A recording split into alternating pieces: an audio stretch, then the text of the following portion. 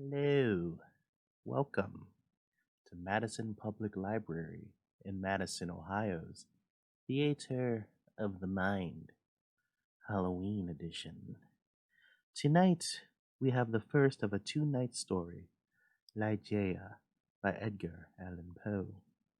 To hear more stories, like this video and subscribe to our YouTube channel.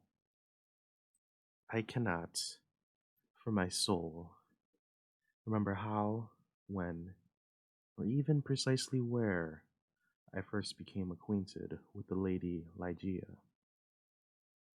Long years have since elapsed, and my memory is feeble through much suffering.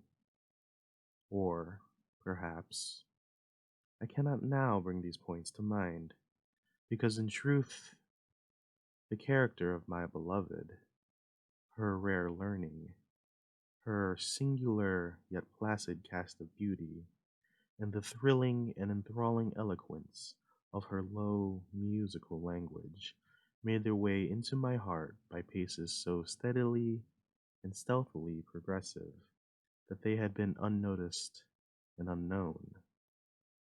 Yet, I believe that I met her first and most frequently in some large, old, decaying city near the Rhine. Of her family, I have surely heard her speak. That it is of a remote, ancient date cannot be doubted. Ligeia, Ligeia, buried in studies of a nature more than all else adapted to deaden impressions of the outward world, it is by that sweet word alone, by Ligeia, that I bring before mine eyes in fancy the image of her who is no more.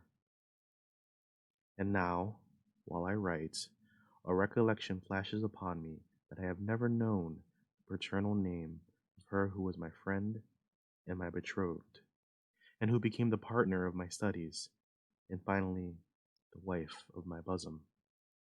Was it a playful charge on the part of my Ligeia, or was it a test of my strength of affection that I should institute no inquiries upon this point?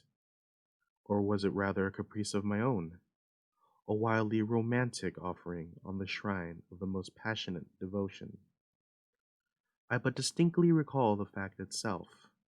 What wonder that I have utterly forgotten the circumstances which originated or attended it?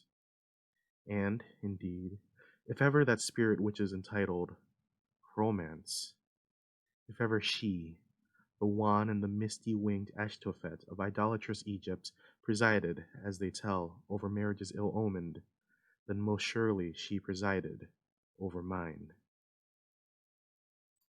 There is one dear topic, however, on which my memory fails me not. It is the person of Ligeia.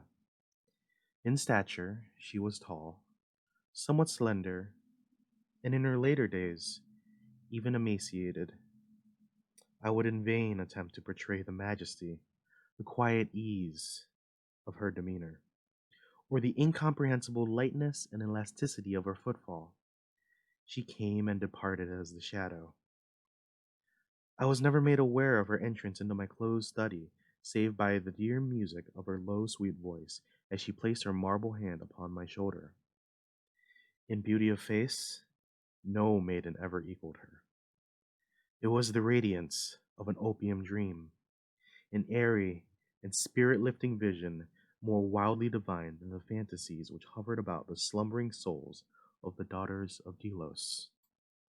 Yet her features were not of that regular mold which we have been falsely taught to worship in classical labors of the heathen.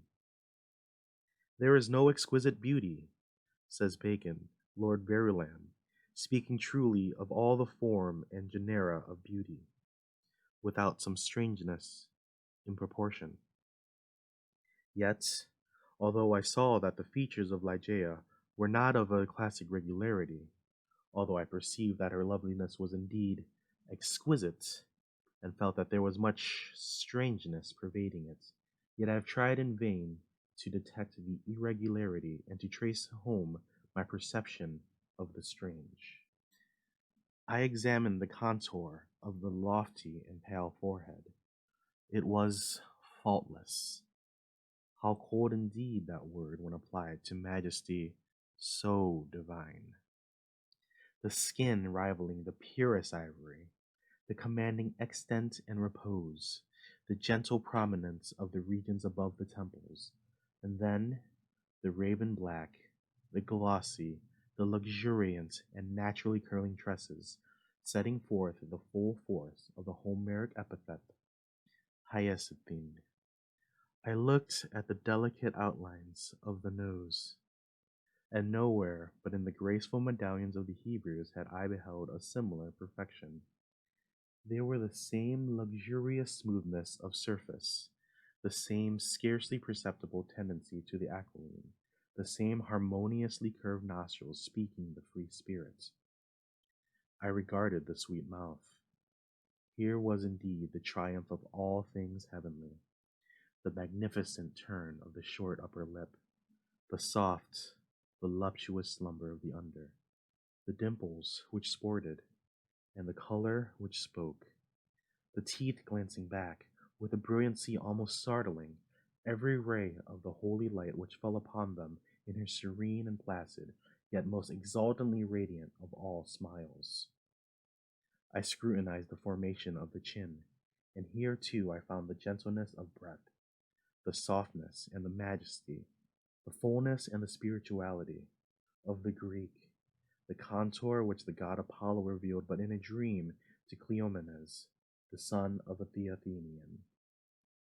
And then I peered into the large eyes of Ligeia. For eyes, we have no models in the remotely antique. It might have been, too, that in these eyes of my beloved lay the secret to which Lord Verulam alludes. They were, I must believe, far larger than the ordinary eyes of our own race. They were even fuller than the fullest of the gazelle eyes of the tribe of the valley of Norgerhad. Yet it was only at intervals, in moments of intense excitement, that this peculiarity became more than slightly noticeable in Ligeia. And at such moments was her beauty. In my heated fancy thus it appeared perhaps, the beauty of beings either above or apart from the earth, the beauty of the fabulous houri of the Turk. The hue of the orbs was the most brilliant of black, and far over them hung jetty lashes of great length. The brows, slightly irregular in outline, had the same tint. The strangeness, however, which I found in the eyes, was of a nature distinct from the formation, of the color, of the brilliancy of the features, and must, after all, be referred to the expression. Ah, word of no meaning, behind whose vast latitude of mere sound we entrench our ignorance of so much of the spiritual. The expression of the eyes of Ligeia. How for long hours have I pondered upon it? How have I, through the whole of a midsummer night, struggled to fathom it? What was it, that something more profound than the well of Democritus, which lay far within the pupils of my beloved? What was it? I was possessed with a passion to discover those eyes, those large, those shining, those divine orbs. They became to me twin stars of Leda, and I to them devoutest of astrologers. There is no point among the many incomprehensible anomalies of the science of mind more thrillingly excited than the fact, never, I believe, noticed in the schools, that in our endeavors to recall to memory something long forgotten, we often find ourselves upon the very verge of remembrance, without being able, in the end, to remember. And thus how frequently, in my intense scrutiny of Ligeia's eyes, have I felt approaching the full knowledge of their expression, felt it approaching, yet not quite be mine, and so at length entirely depart. And, strange, oh strangest mystery of all, I found, in the commonest objects of the universe, a circle of analogies to that expression. I mean to say that, subsequently to the period when Ligeia's beauty passed into my spirit, There dwelling as in a shrine, I derived from many existences in the material world a sentiment such as I felt always aroused within me by her large and luminous orbs. Yet not the more could I define that sentiment, or analyze, or even steadily view it. I recognized it. Let me repeat. Sometimes in the survey of a rapidly growing vine, in the contemplation of a moth, a butterfly, a chrysalis, a stream of running water. I have felt it in the ocean, in the falling of a meteor. I have felt it in the glances of unusually aged people. And there are one or two stars in heaven, one especially, a stars of the sixth magnitude, double and changeable, to be found near the large star in Lyra, in a telescopic scrutiny of which I have been made aware of the feeling. I have been filled with it by certain sounds from stringed instruments, and not unfrequently by passages from books. Among innumerable other instances, I well remember something in the volume of Joseph Glanville, which, perhaps merely from its quaintness, who shall say, never failed to inspire me with sentiment. And the will therein lieth which dieth not, who knoweth the mystery of the will with its vigor. For God is but a great will pervading all things by nature of its intentness. Man doth not yield him to the angels, nor unto death utterly, save only through the weakness of his feeble will. Length of years and subsequent reflection have enabled me to trace, indeed, some remote connection between this passage in the English moralist and a portion of the character of Ligeia. An intensity in thought, action, or speech was possibly, in her, a result or at least an index of that gigantic volition in which, during our long intercourse, failed to give other and more immediate evidence of its existence. Of all the women whom I have ever known, she, the outwardly calm, the ever placid Ligeia, was the most violently a prey to the tumultuous vultures of stern passion.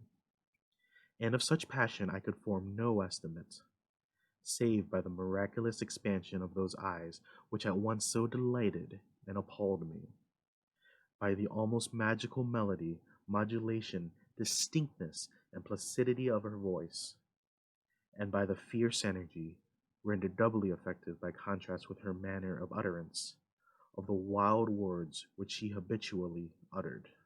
I have spoken of the learning of Ligeia.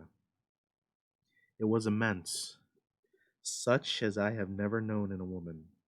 In the classical tongues was she deeply proficient, and as far as my own acquaintance extended in regard to the modern dialects of Europe, I have never known her at fault. Indeed, upon any theme of the most admired, because simply the most abstruse of the boasted erudition of the Academy, have I ever found Ligeia at fault. How singularly, how thrillingly, this one point in the nature of my wife has forced itself, at this late period only, upon my attention. I said her knowledge was such as I have never known in a woman. But where breathes the man who has traversed and successfully all the wide areas of moral, physical, and mathematical science? I saw, not then what I now clearly perceive, that the acquisitions of Ligeia were gigantic, were astounding. Yet I was sufficiently aware of her infinite supremacy to resign myself, with a childlike confidence, to her guidance through the chaotic world of metaphysical investigation at which I was most busily occupied during the earlier years of our marriage. With how vast a triumph, with how vivid a delight, with how much of all that is ethereal in hope, did I feel, as she bent over me in studies but little sought, but less known, that delicious vista by slow degrees expanding before me, down whose long, gorgeous, and all untrodden path I might at length pass onward to the goal of a wisdom too divinely precious not to be forbidden. How poignant, then, must have been the grief with which, after some years, I beheld my well-grounded expectations take wings to themselves and fly away. Without Ligeia, I was but as a child groping benighted. Her presence, her readings alone, rendered vividly luminous the many mysteries of the transcendentalism in which we were immersed. Wanting the radiant luster of her eyes, letters, lambent and golden, grew duller than Saturnian lead. And now, those eyes shone less and less frequently upon the pages which I pored. Ligeia grew ill. The wild eyes blazed with a too glorious effulgence. The pale fingers became of the transparent waxen hue of the grave, and the blue veins upon the lofty forehead swelled and sank impetuously with the tides of the most gentle emotion. I saw that she must die, and I struggled desperately in spirit with the grim Azrael, and the struggles of the passionate wife were, to my astonishment, even more energetic than my own. There had been much in her stern nature to impress me with the belief that, to her, death would have come without its terrors. But not so.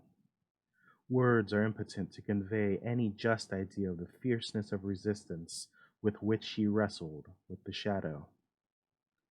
I groaned in anguish at the pitiable spectacle.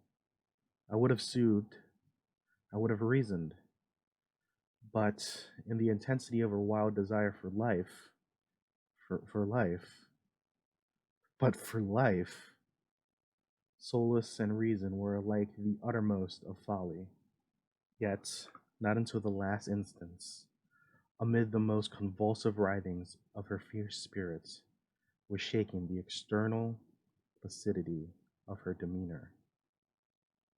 Her voice grew more gentle, grew more low, yet I would not wish to dwell upon the wild meaning of the quietly uttered words. My brain reeled as I hearkened, entranced, to a melody more than mortal, to assumptions and aspirations which mortality had never before known. That she loved me, I should have not have doubted, and I might have been easily aware that, in a bosom such as hers, love would have reigned no ordinary passion. But in death only was I fully impressed with the strength of her affection. For long hours, detaining my hand, would she pour out before me the overflowing of a heart whose more than passionate devotion amounted to idolatry. How had I deserved to be so blessed by such confessions? How had I deserved to be so cursed with the removal of my beloved in the hour of her making them? But upon this subject I cannot bear to dilate. Let me say only that in Ligeia's more than womanly abandonment to a love, alas, all unmerited, all unworthily bestowed, I at length recognized the principle of her longing with so wildly earnest a desire for the life which was now fleeing so rapidly away. It is this wild longing, it is this eager vehemence of the desire for life, but for life, that I have no power to portray, no utterance capable of expressing. At high noon of the night in which she departed, beckoning me peremptorily to her side, she bade me repeat certain verses composed by herself not many days before. I obeyed her. They were these: Lo, 'tis a gala night within the lonesome latter years. An angel throng, bewinged, bedight in veils, and drowned in tears, sit in a theatre to see a play of hopes and fears, while the orchestra breathes fitfully the music of the spheres. Mimes, in the form of God on high, mutter and mumble low, and hither and thither fly, mere puppets they who come and go, at bidding of vast formless things that shift the scenery to and fro, flapping from out their condor wings, invisible woe. That motley drama, oh be sure, it shall not be forgot, with its phantom chased forevermore by a crowd that sees it not. Through a circle that ever returneth into the selfsame spot, and much of madness, and more of sin, and horror, the soul of the plot.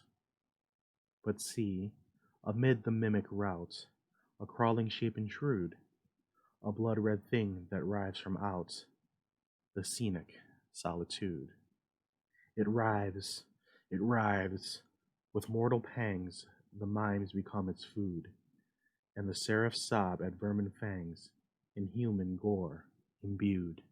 Out, out are the lights, out all, and over each quivering form the curtain of funeral pall comes down with the rush of a storm, and the angels, all pallid and wan, uprising unveiling affirm that the play is the tragedy, man, and its hero, the conqueror worm. "Oh God!" half shrieked Ligeia, leaping to her feet and extending her arms aloft with a spasmodic movement, as I made an end of these lines. "O God! O Divine Father! Shall these things be undeviatingly so? Shall this conqueror be not once conquered? Are we not part and parcel in thee? Who, who knoweth the mysteries of the will with its vigor? Man doth not yield him to the angels, nor unto death utterly, save only through the weakness of his feeble will." And this ends the first part of Ligeia by Edgar Allan Poe. Don't forget to like this video and subscribe to our YouTube channel for part 2 of 2. Also follow us on Facebook, Twitter, Instagram, and Pinterest. Have a good night.